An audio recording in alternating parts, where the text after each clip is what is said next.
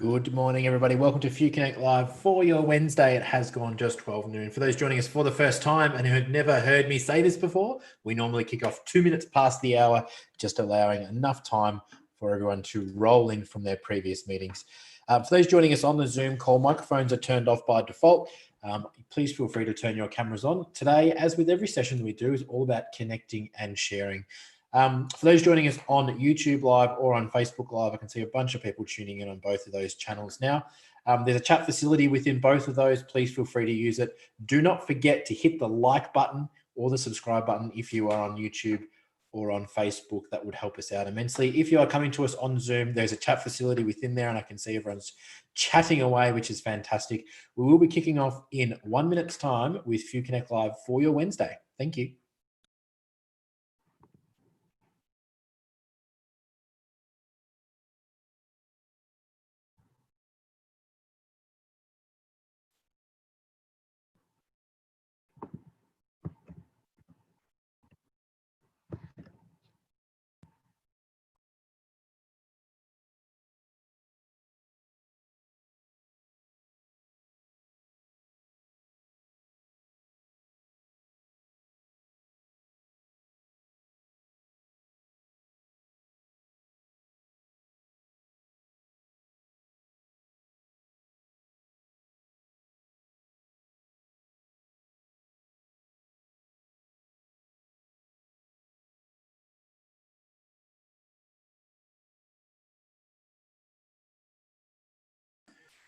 Good morning, everybody. Welcome to Few Connect Live for your Wednesday. It is 2 minutes past 12, the official kickoff time. We do it 2 minutes after just to keep everyone on their toes. For those joining us on the Zoom call, I can see a bunch of people already chatting and talking away to everybody. And of course, our founder, Judith Beck, is there as well. Judith, you were not the first to post today.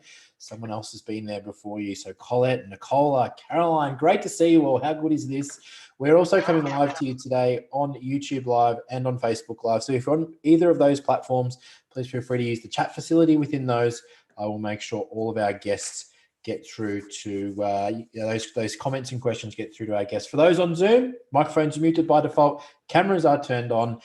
Alex Tulio, it's Wednesday at 2 minutes past 12. Do you know what that means?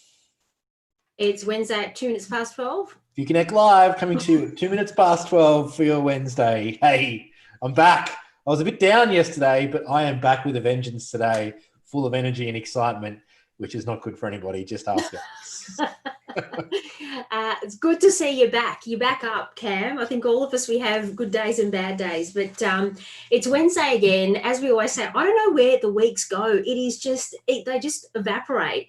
But I think, Cam, like you and I have been talking about how to keep changing this up so it doesn't become too predictable. So maybe we're going to have to change our 2 minute past 12 start time because people kind of know that's when we start now. I know. And I've actually noticed people rock in at about 10 minutes past. So they don't want to listen to me. They want to hear our intro. They want to hear from our guests. So maybe we need to change that up a little. So we will be changing that up, and it's so great to see all of you, the members and regulars, and of course all of you on YouTube and of course Facebook Live as well. For you Zoomers, you have the added benefit of being able to chat as you are, which is great to see, and of course ask questions of our amazing guests today. So if you are new to this amazing community, welcome, welcome, welcome. My name is Alex Tulio. I'm the Executive Director of Few, and it's my absolute privilege to be here. We started this journey, I don't know, Cam, 11 or 12 weeks ago, along with our founder, Judith Beck, because we wanted to jump in with a live stream to be visible and connect this amazing community. And here we are. It's like 3 months have just passed by, and here we are. So we always do say, please do share this. You'll see there's a link there. This is free. The live streams are free to all employees of our amazing corporate partners. We have so much cool stuff happening here. We come live 3 days a week with live stream guests. We have our regular masterclasses, which are live on Fridays, and we're going to keep changing it up. So amazing content, lots of wisdom to share. So please do share that link. We just love to keep growing this community. And it is such a privilege that so many of you tell us that we're your habit, your daily habit. So I know you can spend this hour with a lot of different people. So thank you for spending it with us. And as always, please do take advantage of being able to ask questions of me, of Cam, and of our amazing guests. So Cam, what have we got coming up? Well, it won't surprise you that we've got some incredible guests today, and I'm going to introduce Das and Caroline in a moment. On Thursday, which is tomorrow, it took me a second there. Tomorrow we've got Jamie Wickham, who's the Managing Director of Morningstar Australia New Zealand, and we're going to be riffing on a lot of different stuff, which won't surprise you, but we was talking to Jamie last week about what we're going back to, and he was saying, you know, it's how we work, not where we work from, that's really changing. Then on Tuesday we've got Tiffany Slater. Now I know Tiff comes in and out of here as a guest. I'm super excited to have Tiffany on. She's the general manager of the Women's Elite program at the NRL, so that's going to be a fantastic conversation with Tiffany. And then we've got Marina next week as well, and we're going to be talking about lots of cool stuff with Marina, not least her book. On Friday, so this Friday, we have our members only masterclass event. So please do keep giving us feedback on whether these time slots work. We know the cadence is changing again. So of course, for our members, we do have a masterclass that's live every Friday at 12 that seems to be working really well. And of course, we record all our live streams and all our masterclasses, so they are free to rewatch in our members portal. So this Friday, we've got the incredible Nicki Smith, and she popped up yesterday on her way to Bright for a couple of days. I'm still really jealous about that, one of my favourite spots in the world. But Nicki will be doing a masterclass on how to uncover your dream role. And just as a quick comment, I know we speak to so many of you, not just in this forum, but in all sorts of forums, our circle events, all sorts of forums. And what our members keep telling us is that whether you are currently employed or you've been redeployed or you're looking for that next role, this seems to be really challenging. What do you want to do? How do you unlock your strengths and really find a role that you love? So if any of those resonate, even if you're currently gainfully employed and enjoying it, I highly recommend that you attend Nicki's masterclass on Friday, because she has some fantastic wisdom to share. And then the following Friday, we've got Tracy Sofra, who many of you would know already, and Tracy's going to be doing another masterclass on really, it's all about the mindset of money, taking control of money and really taking control of those financial conversations, even though we work in the financial services industry. So as always, we've got heaps coming up, and please do give us feedback. What would you like to see coming up? Topics, challenges, everything. We'd like to hear from you. Now, for those of you who are not yet our members, you know, yes, I do get excited. I get excited for a reason, because this is an incredibly powerful community, and we are all about connecting and progressing incredible women in financial services and beyond. And if you'd like to see what it's really like to be part of this real support network, peer group, access our advocates and mentors, everything that we talk about, please come as our guest and try one of our circles, which is Judith and I have confidential group mentoring circles every month, where you can bring anything to the table and tap into the wisdom of your peer group and of course us. And please do attend one of my masterclasses, which I hold monthly now, on how to be a transformational leader, and just see what it is that we get so excited about. I know, Cam, you've already beat me to it. You've put the link there in the chat, and all you have to do is all over it. Finally, it's taken 11 weeks and you're on form. So thank you for putting that in there. So all you need to do is just click on that. The final thing I'd like to say, which before I introduce these amazing women, is that a lot of you talk to me, senior women, about how you are not great at networking. Oh, yes, I'm using the air quotes.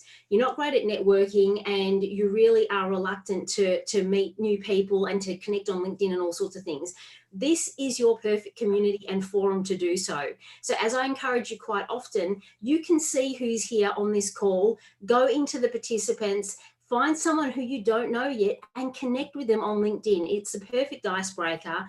And this is what you're all telling us about. How do I grow networks in a way that really builds some great relationships? So that's your action for today. So without further ado, I've got two amazing women waiting here in the Zoom wings, who I'll introduce with their official bios, and then we'll get into a great chat.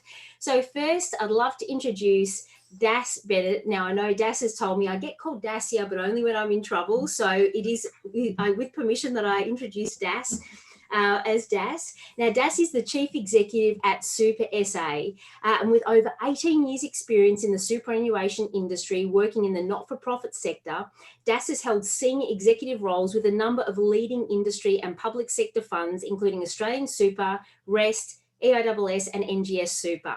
DAS's experience includes leading customer-focused areas of business, including employer and member services, business development, brand management, operations, and key stakeholder management. Prior to working in the finance industry, Das worked in advisory and consultancy roles for the federal and state government in education and regional development. We also have Caroline Patrick, the amazing Caroline Patrick, I should say. So Caroline is a dynamic leader with more than 20 years experience driving transformational change. In her role as an executive leader and non-executive director, she has experience across financial services, retail, government, and not-for-profit organisations. Recognised for her creativity, big picture thinking and results, Caroline has been named an Australian Marketer of the Year.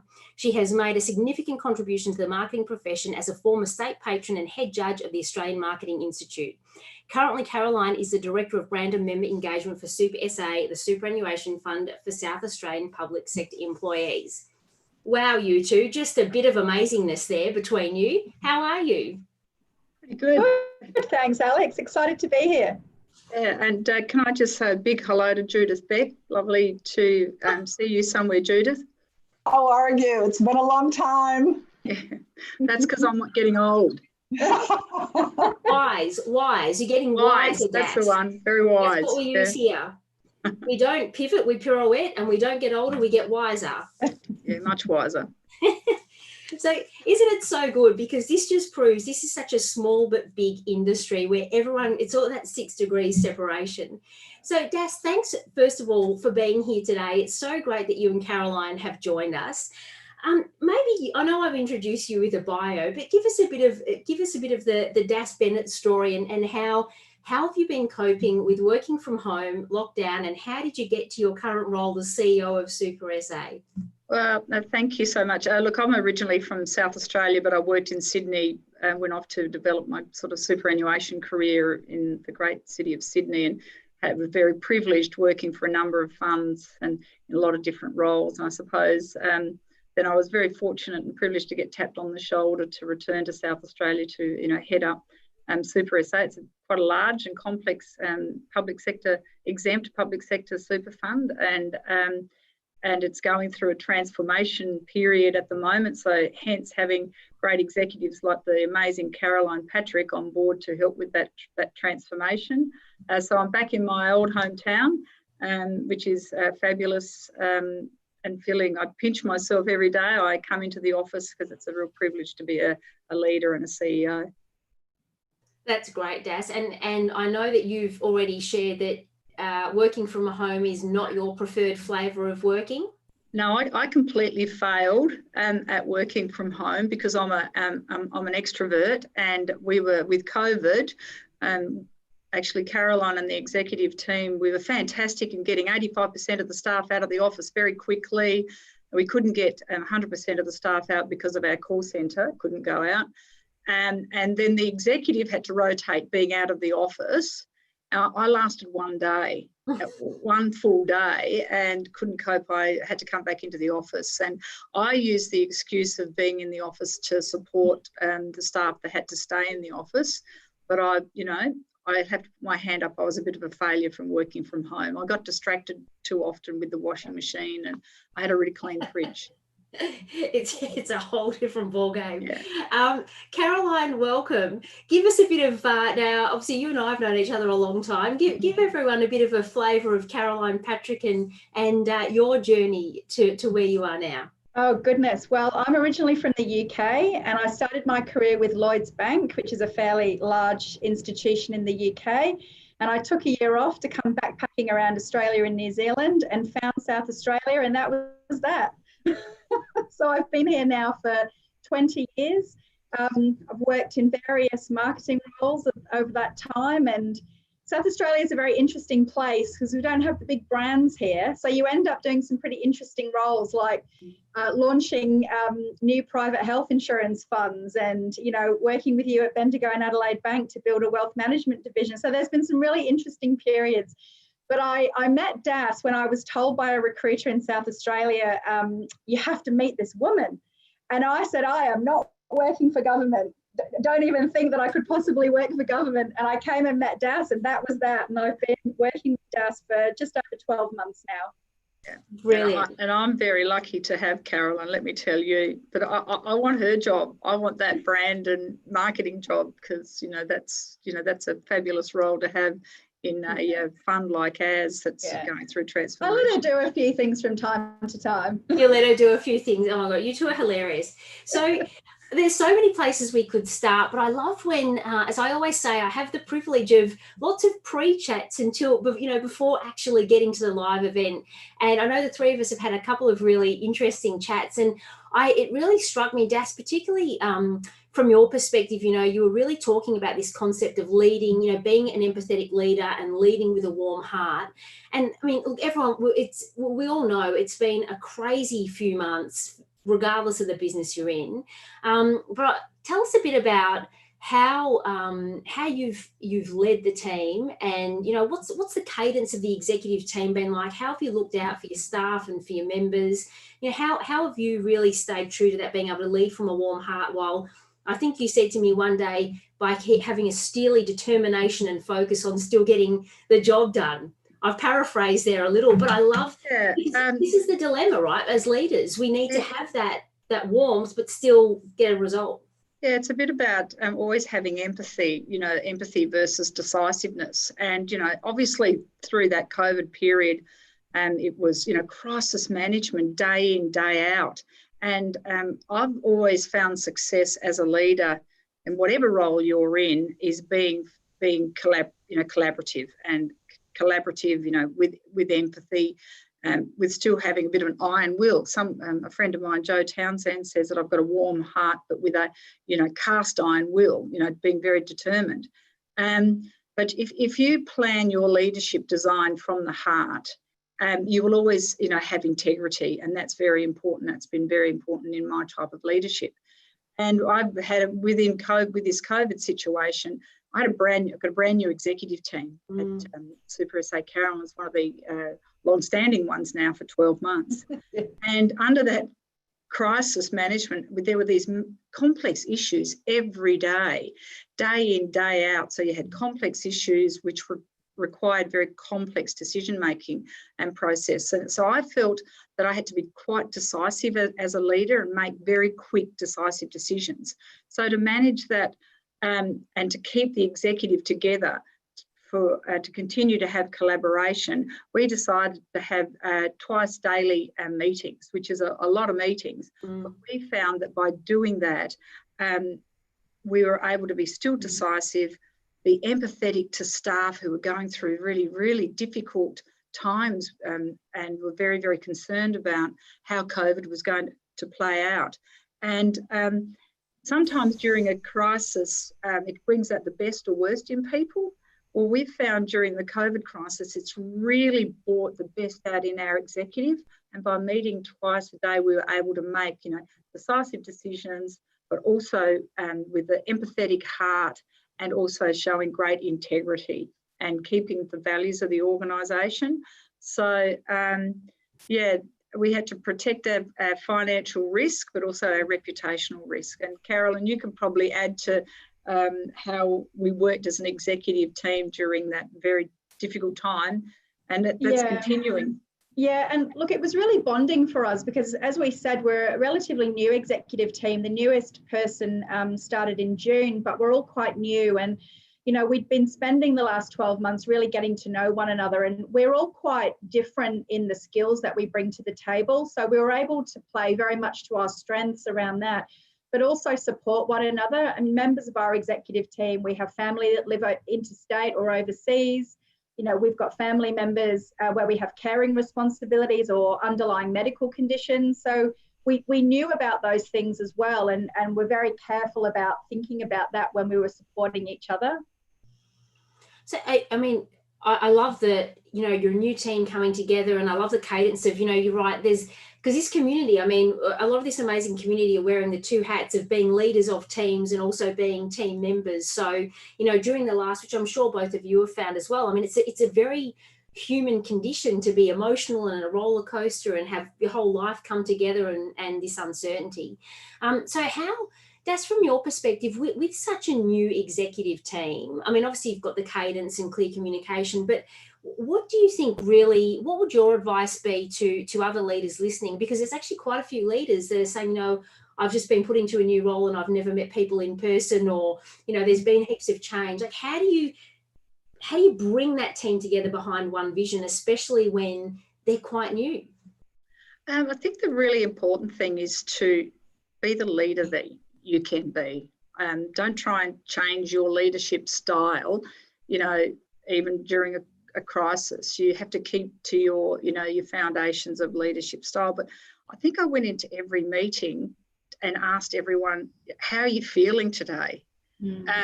I'm sure they got sick of me saying that, because I actually wanted to tell them how I was feeling. And the one thing about a leader, if you can show your fragility at times, so many leaders don't want to show that fragility. They don't show their human side. But especially with your executive team, if you can show your fragilities and show your humanness, it gives them the ability to open up their heart and show their fragilities, and it makes for an easier process of deciding what we have to do, learning more about each other, learning our triggers, what will trigger your executive team, especially when you're in crisis management. I think that's about showing your fragilities. And I just asked every executive meeting, how are you actually feeling? And that helped us really build strong bonds to make those really critical decisions. Like, we had to mobilise, quarter of our staff members into different roles to make sure that we met provided member essential services. So that was the one thing around leadership. You don't have to be hard to be strong. This is such an important Alex, message. One of the things I will say is, I've had a lot of leaders over my career, and when I first started with this organisation, and I'm in one of my first executive meetings, and Das asked us how we were all feeling, and I looked around the table and thought, well, this is going to be really interesting, because we're an executive team of mostly women, and there's one male on our executive team.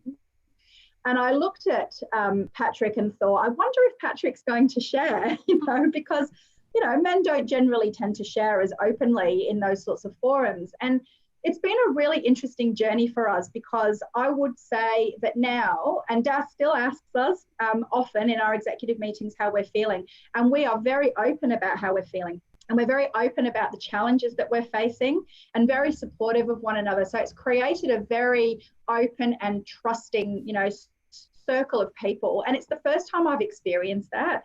And I know that that's something that I will carry with me into my future career. Yeah, it is such a powerful message that you're both sharing, which it should be so obvious, but it's one of those things, there's this stereotype of leadership, or, this more maybe patriarchal style, which you've got to be tough and you've got to kind of, and I think that is changing a little bit and starting to change. But this is why it's so important to have both of you sharing this openly and talking about it, because you just need to look at the chat and the comments, and thank you everyone for as always participating, that this is so striking a chord. Who said that feelings and empathy, when did thanks for sharing, Steph, because when did being a great leader also mean you stop caring emotionally? Tracy's actually got a question, if either of you would like to have your 2 cents. So Tracy's just commented that some people just never open up in response to you continuing to show vulnerability. How long do you try to make the connection with them when they never open up? Have you got any words of wisdom? Don't give up. Find another way. And this is not the first time that I've gone into meetings and asked how people are feeling. And if you don't get a response, there's 5 different ways to skin a chicken. Don't give up. Find another way. But we talked about Patrick, the only male on our executive, and and he's more of an introvert, and of course trying to tease out of him how he was feeling. But you start with a different conversation. I'd start with about, are you getting enough bike riding in, Patrick? You must be getting really frustrated if you can't get out to ride your bike, because he's a cyclist. And I was able to tease out from Patrick how he was feeling by talking about his bike riding. And then I can remember Tuesday mornings, he always came into executive meetings grumpy at 9 a.m. And he didn't really warm up to Tuesday morning executives. And I'd be blowed if I could work out why he didn't. And one day he just blurted out, I hate 9 a.m. meetings on a Tuesday because it means I can't go and ride with my pack of bike riders up to Mount Lofty because I have to be here at 9 o'clock. And I just want to be able to get to work at 8:45 and read my papers, can't we have the meeting at 9:30? And, it was teasing out what was frustrating him. And we thought, right, we'll have the meeting at 9:30, Patrick. And he's as happy as happy. It was a very simple thing to do, but it meant that he came into those Tuesday meetings ready to go, ready to make really decisive decisions and collaborate and engage with the team in a positive way. It's so important, isn't it? Because at the end of the day, we're humans. We're not, there's no compartment. And I think that's one of the great things that we're seeing from this scenario. It's funny, Cam and I joke quite a bit, but, Cam, your meditation is fishing. So Cam not being able to go fishing for the last 2 months has been a nightmare for all concerned, but he's back out on the boat. So I completely relate to that. It's really interesting. Sarah has just asked about building resilience. And I'm serious, during COVID, if you didn't build resilience, you wasted a good crisis, I think. And we've had a couple of, crises even before COVID came about at Super SA. So we have built some resilience in the team. But we also made some really hard decisions, We had to make some very, very hard decisions, and we didn't let a good crisis go to waste. So we did things like we outsourced our mail house. Now, in any other circumstance at a government fund, to do that in a short period of time, it would have taken us 12 months. So and that was very difficult for some of our staff. But we outsourced the mail house. We decided to members that we'd never take a cheque ever again. Yes, in this day and age, we still took cheques. We made those type of decisions. We changed how we did proof of identity. We fast-tracked some digital services to members. So we did utilise the crisis to improve the long-term, sustainability of our fund. They were difficult decisions to make, and some staff had to be really taken on the journey, but we were able to build that resilience in staff to push through these really hard decisions at the time. And the executive, managed it quite well under the circumstances. So never let a crisis go to waste. I love that. And it is amazing, isn't it? Because like you were saying before, in a 2-week period, you've mobilised 85% of your workforce, and that would never happen in normal circumstances. No. Caroline, I know you spend a lot of your time obviously on the exec team, but also with your members. And I can imagine that your members have been, it's not just the staff that you've got to really support emotionally and through a crisis. It's your members. How's that been, and how have you managed to support your member base and really supported them, I guess, through market volatility, super being the first line of defence, and everything else that's been going on? Yeah, so our members, we had a number of different phases with our members. So initially it was panic about the markets and the market volatility, particularly from members who had plans to retire over the next sort of 12 to 24 months. So there was a lot of panicked calls, and our call centre volumes went up by about 125%. And so that was really hard for our staff, because at the same time that members were demanding, services at a volume that we don't normally see, we had to think about how many staff we had in the office. And we were thinking very carefully about how we were going to balance member demand with the fact that we were potentially going to have burnout from staff who were just answering, a huge volume of calls and answering a huge volume of emails. So we had to make some really tough decisions on the members' side, because we closed our branch downstairs and we had to shut off the phones at a certain time. And so we were shortening our opening hours, but looking after the mental and physical well-being of our staff. And then we went through a period where members were deciding to switch their investment options. So there was another smash for our contact centre there, but obviously members were panicked and wanting to switch into lower risk investment options. And then we went through a period where people were talking to us about hardship. And then the government announced the early release of benefits. And then we got smashed again because we had, thousands of applications for processing of the early release of benefits.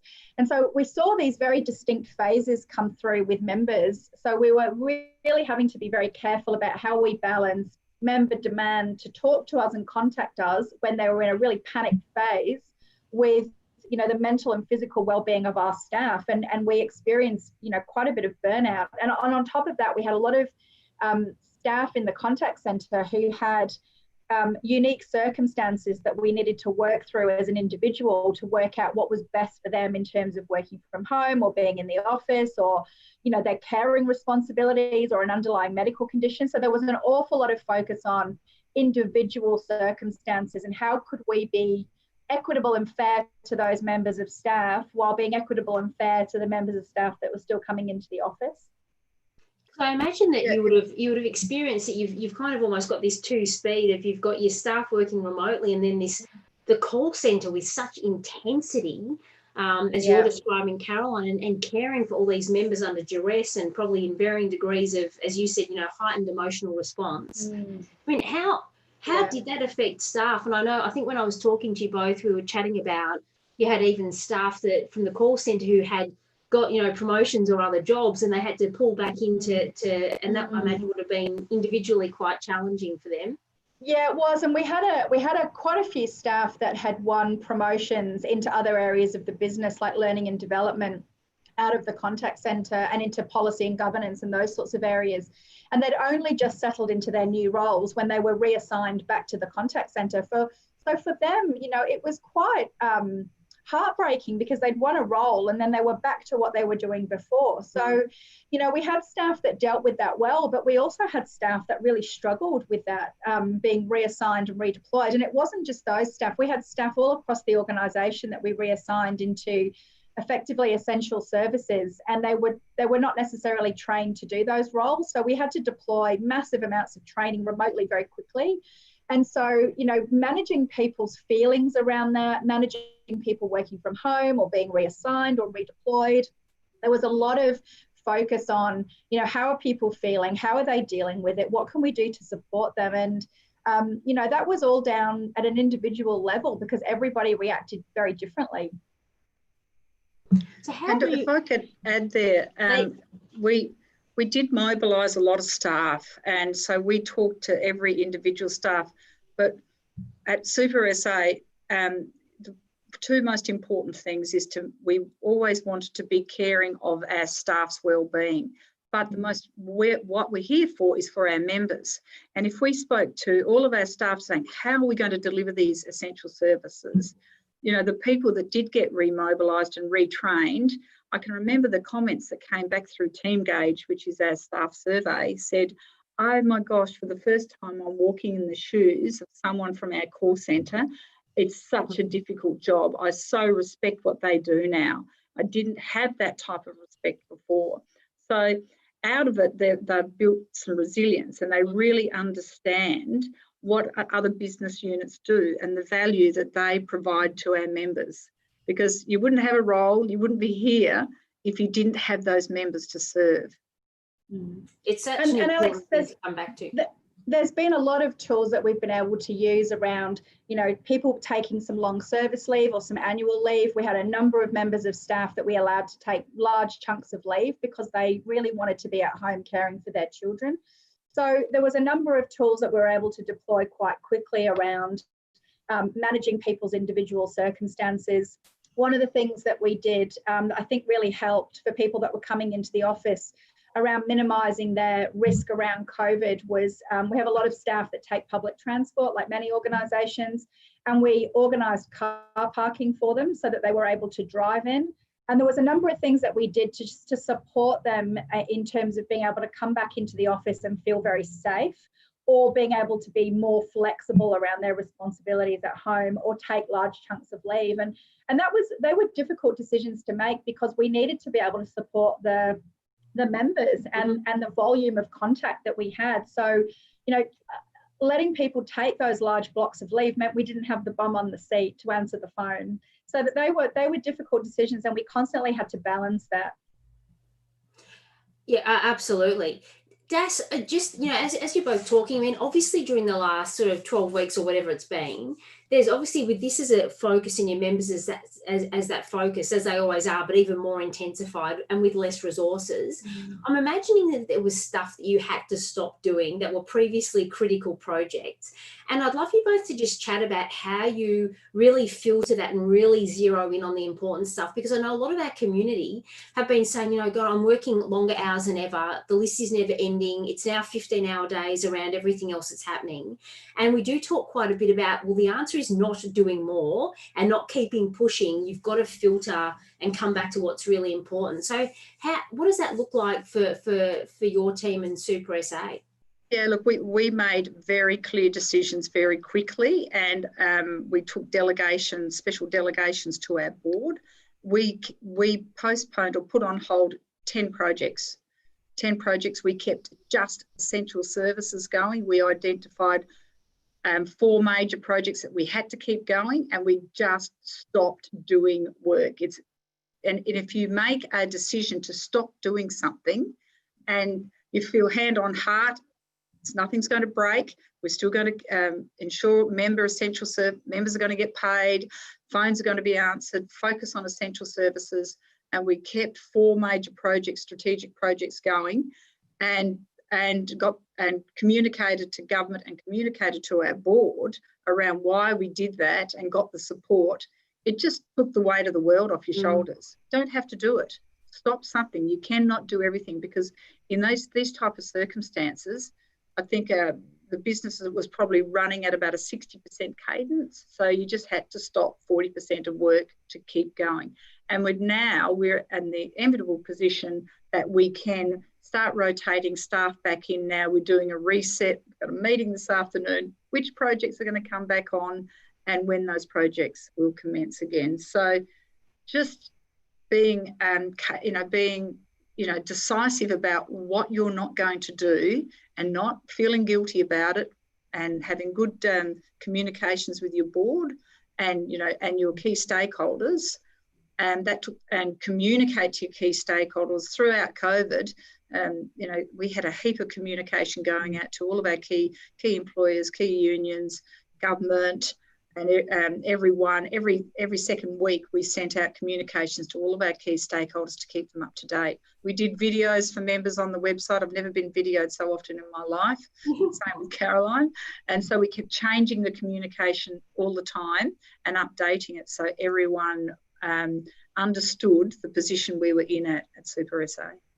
You can't communicate too much. I don't think we had a lot of questions early on about how much is too much communication. And I feel like I'm repeating myself, and exactly what you're saying, Das, you can't communicate too much. And it's, people hear things differently, and there are different, points when they can hear things or not. So that's super important. And I love that you've reiterated that you can't do it all. So I hope you're all listening here. The answer is not doing more and more, because you will burn out and so will your teams. I'd love to chat to you both about what it looks like now. And Gordon, thanks for asking. Gordon's asking, has the work environment changed in terms of working from home versus in the office going forward? So there's that. But I imagine there's also other challenges. If everyone's been in this two-speed environment for the last few months, but now getting everyone back, what sort of challenges are you seeing? And will it look different to when we first went into lockdown? Yeah, look, it will look different. Coming back, and the executive are now gone from planning crisis management with COVID into planning a reset post-COVID. That's really important to plan. So we're actually, from next week, we're going to be into having, meeting each day again to actually do that. Because, look, we do believe in flexible working arrangements, and some people would love to continue to remain and work from home. However, we've only been providing essential services, so we've made a decision to get everyone back into the building in the next couple of weeks, because we're very fortunate in South Australia that we can do that, and government's allowing us to do that. And once we get everyone back into the office and plan very carefully around the new cadence of projects and other work, we will then be talking to staff around continuing to have some flexibility to working from home. But we will plan it very, very, very carefully and collaboratively with staff to ensure that everyone gets that flexibility going forward, with also meeting business needs and member continuing to offer great member service. Absolutely. Caroline, what's your perspective on some of the challenges that you think will come, and not just for Super SA, but just I think in the shape of what's to come, in how we work, in the sort of talent that we're going to need? Like, I know that you're super interested in those sort of things. So what are you thinking that we might start to see? Yeah, I think there's been a lot of focus previously on productivity, and I think that's really got to change into, you know, outcomes-based performance. And it doesn't necessarily matter where somebody is doing their job. It's the outcome that they deliver. And I think that's going to be really challenging as organisations that are not in that space now adapt to how that looks moving forward. But I think for a lot of people that have been working from home for quite a long time now, they've formed routines and habits that are really good for their physical or mental health. And that might be exercising in the mornings, or, you know, spending more time with their families, or not taking the commute, particularly in some of the larger capital cities like Sydney and Melbourne, where people do commute for much further distances than they tend to do here in South Australia. And I think there will be some resistance around coming back to the office and, you know, having to reinstate some of those routines where, you know, what they consider might be dead time now, you know, then they'll be resistant to that. So I think we've got to be very, you know, considerate of those people, and thinking about, as Das said, thinking about the flexibility that works for them, but making sure that that's flexibility across the whole organisation, but making sure that we are delivering those essential services to members, because we are in a position at the moment where some of those essential services, they're very difficult to deliver from home for various reasons. But, you know, we need to think about what needs to be done in the office, what doesn't need to be done in the office, and what the outcome looks like, rather than just how productive people are.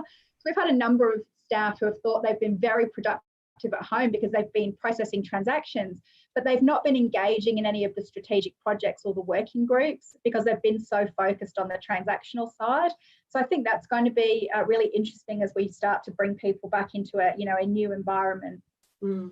And what you're just saying as well then, you know, being productive, but the culture and the feel of an organisation is all about, you know, this, I think this is what we've been missing, in that, you know, those incidental conversations and those chats and the interacting with different teams, not just doing your own thing like that. I think that's what a lot of people are really missing at the moment, is that other interaction with colleagues and peers. And yes, you're exactly right. We've had staff in the office this week that we're allowed to bring staff back in, and they've been back in the office because they can't and they don't want to be at home any longer. Yes, they will, you know, apply and request to have some flexibility, you know, whether it be working from home 2 days a week, or whether we have staff, some staff wanting to start at 10 o'clock and, you know, 11 o'clock and working till later, or some staff working earlier.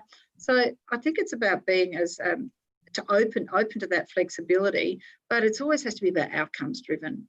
And, you know, we are a government public sector super fund, so we have to be very conscious of those type of the conditions that we work under. But I'm actually quite excited about how we can build on our culture. And we've gone through an enormous amount of transformation over the last 2 years around culture and living the values of our organisation. So I think this is the opportunity now that we can actually use COVID and what we've learned, and how we've mobilised staff and how they're actually feeling about other people's jobs and getting things done differently, to be able to really build on our culture to go forward into a new way of working that's, you know, that's really still productive, but more outcome driven, and where staff can actually enjoy what they do. So important. So for the both of you, thank you so much. This time goes super fast on here. It's 12:44. I don't know where it goes. Any final words of wisdom to our amazing community before you both go? Oh, Das. Oh, look, the only thing I will always say is, you know, lead with, you can never give away your integrity is the most important thing as a leader. You know, no one can take your integrity away. It's yours to give away and yours to protect. And it is possible to be lead with a, you know, a warm heart or an open heart, and also have a, you know, a cast iron strong will and be fearless, and combine those decisions with empathy and decisiveness. So, but your integrity, you know, that is yours to keep and protect in leadership. Yeah. And I think for me, it's probably, you know, you don't know what somebody's going through unless you've stood in their shoes. And so you do have to be really considerate that what people are going through is not always visible and obvious. And, you know, in being able to, you know, have those open and honest conversations, people will share and they won't feel judged. And I think that's really important. And that's certainly something I've learned definitely more in this role, and certainly from DAS. You know, you just have to be really patient with people. So important. Thank you both so much for such a great session and really showing empathy and humanness and fantastic leadership. It has been a pleasure speaking to you both. Thanks for making the time. Thank you. Thank you, everyone. Lovely. Thank you, everyone. It's so great to see you as always. And tomorrow we've got Jamie Wickham, like I was saying. Cam, you can change your screen anytime now. So thanks, everyone. Have a fabulous afternoon, and I'll see you tomorrow.